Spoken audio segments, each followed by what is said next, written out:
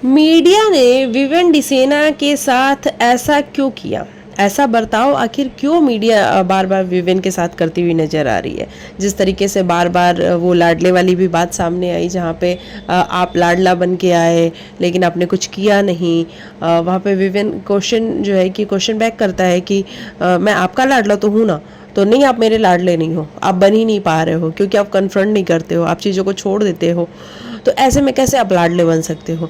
तो क्यों बार बार मीडिया जो है विवेन को बैश करती हुई नजर आ रही है? और कहीं ना कहीं जो सबसे ज़्यादा जो तीखे वाले सवाल हुए हैं वो कहीं ना कहीं विवियन से, ईशा से, अविनाश से ही हुए हैं। क्योंकि देखो, जिसके साथ मेकर्स होते हैं जनता उनके साथ बिल्कुल भी नहीं होती है। और ये विवियन, अविनाश, ईशा, इन तीनों के साथ जो है मेकर्स का जो सपोर्ट, प्यार रहा है वो रहा ही है डे वन से, वो आप सबने देखा है। तो अब ऐसे में जो मीडिया आई है वो जनता का पर्सपेक्टिव लेके आई है घर के अंदर। जो बाहर दुनिया फील कर रही है वही मीडिया भी फील कर रही है, और सेम वही बातें वो पूछते हुए नजर आ रहे हैं कि आपको इन दो बैसाखियों की क्या ज़रूरत है। विवेन से ये पूछा जा रहा है। दो बैसाखी मतलब ईशा और अविनाश को, सोचो उनको बैसाखी तक बोला जा रहा है। कितने कड़वे शब्द हैं ये, मतलब कानों से खून निकल जाए ऐसे वाले शब्द हैं।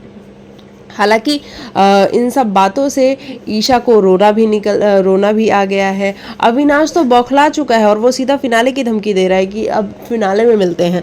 अगर आप लोगों को इतने ही कड़वे सवाल मेरे से करने हैं तो इससे आप सवाल पूछिए, और वो तो ठीक है, लेकिन हम मिलेंगे अब सीधा आपसे फिनाले में। तो उसको ओवर कॉन्फिडेंस भी है कि हम फिनाले में मिलेंगे और वहाँ पे जो चीज़ें होंगी वो देखने लायक होंगी। तो मुझे नहीं लगता है कि अविनाश इस शो का विनर बन रहा है। विवेन से बार बार ये पूछा जा रहा है कि अगर आप विनर बनते हैं तो क्या आप कैसे इसको जस्टिफाई कर पाएंगे? एक बात बताओ, ये जो विवेन डिसेना है वो विवेन डिसेना है ना। वो विवेन डिसेना जब बन के घर के अंदर आया तो उम्मीदें किसकी जागी? हमारी जागी। इसमें विवेन की कोई गलती नहीं है। उसने इमेज ऐसी अपनी दुनिया के सामने रखी है, और वो भी कैसे रखी है? जो उसकी रियल पर्सनालिटी है वो तो कोई जानता ही नहीं है। उसकी पर्सनालिटी को लोग कैसे जज करते हैं? तो उसकी पर्सनालिटी को लोग उसके शोज़ के थ्रू जज करते हैं। अब ऐसे में जब उसके शोज़ के थ्रू उसको जज किया जा रहा है तो शो में एक वो कैरेक्टर प्ले कर रहा होता है, और जब आप कैरेक्टर में होते हो तब कुछ आप अलग होते हो, लेकिन आपकी जो रियल पर्सनालिटी होती है वो ये होती है। तो यानी कि विवेन की जो रियल पर्सनालिटी है वो ये है।